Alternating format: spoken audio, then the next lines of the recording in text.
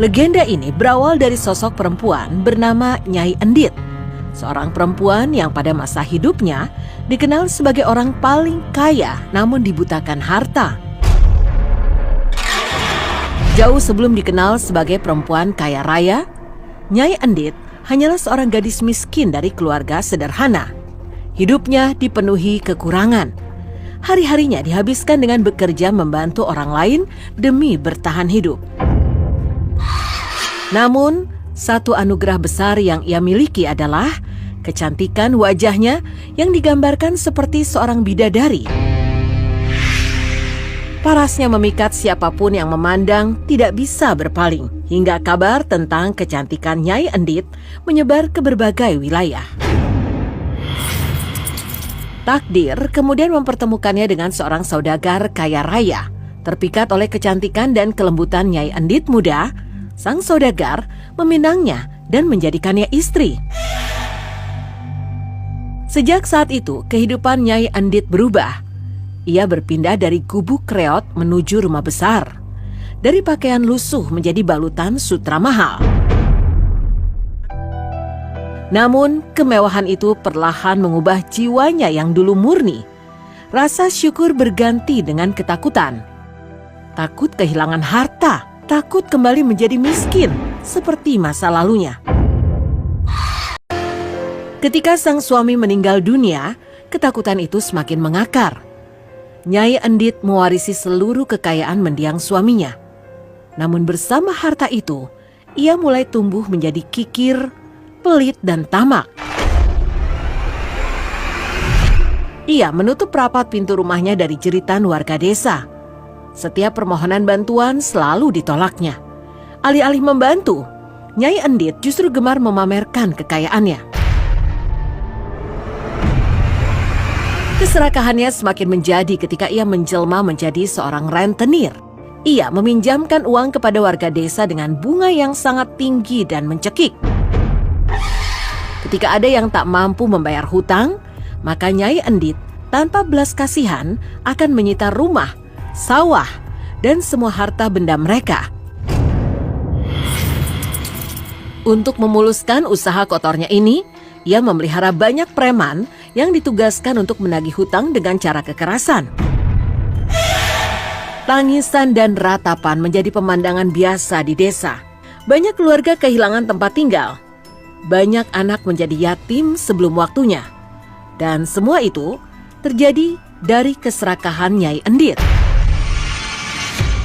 Bahkan tersiar kisah pilu tentang gadis-gadis muda yang dipaksa menikah dengan saudagar tua dari desa tetangga.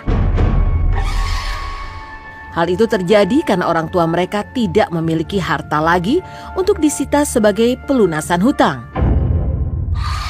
Masa depan para gadis itu seakan dijadikan alat pembayaran bagi ketamakan Nyai Endit. Penderitaan warga mencapai puncaknya ketika masa paceklik melanda.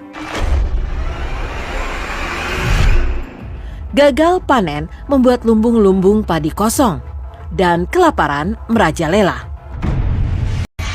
Namun di tengah krisis itu, Nyai Endit justru menunjukkan wajah paling kejam dari keserakahannya.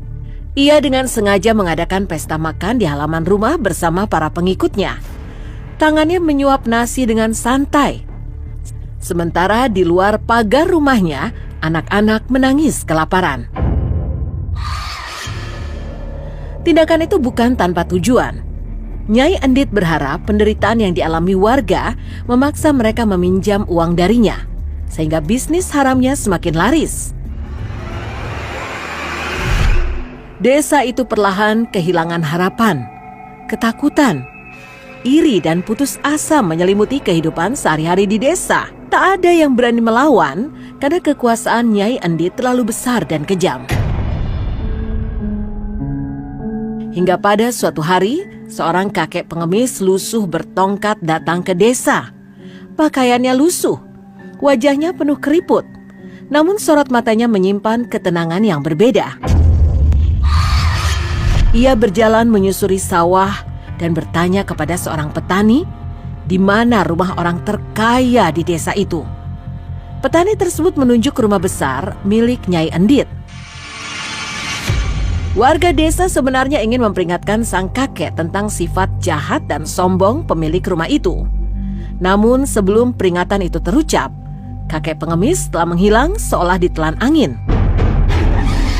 Pada suatu sore, Nyai Endit sedang bersantai di halaman rumahnya, menghitung tumpukan uang, emas, dan perhiasan. Dalam kesibukan memuja hartanya, datanglah sang kakek pengemis untuk meminta seteguk air.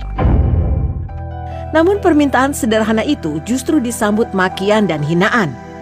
Nyai Endit mengusir sang kakek dengan kasar, memperlakukannya seolah makhluk hina yang tak pantas berada di. Dengan wajah tenang, sang kakek kemudian menancapkan tongkatnya ke tanah di depan rumah Nyai Endit. Sebuah kalimat kutukan terucap, menyatakan bahwa keserakahan akan berbuah hukuman. Setelah itu, kakek tersebut pergi meninggalkan halaman rumah. Nyai Endit menertawakan kejadian itu dan memerintahkan anak buahnya mencabut tongkat tersebut. Namun keanehan terjadi, tak satu pun dari mereka mampu mencabutnya. Tongkat kecil itu tertancap begitu kuat, seolah menyatu dengan bumi. Keesokan harinya, sang kakek kembali datang. Dengan mudah ia mencabut tongkatnya, lalu ia menghilang secara magis. Dari lubang bekas tongkat itu dicabut, tiba-tiba saja memancar air yang deras. Air terus menyembur tanpa henti, dan dalam waktu singkat rumah Nyai Endit tergenang.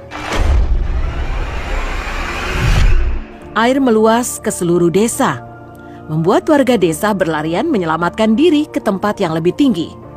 Sementara itu Nyai Endit dan para pengikutnya sibuk mengangkut emas dan harta, menolak meninggalkan kekayaan yang mereka puja.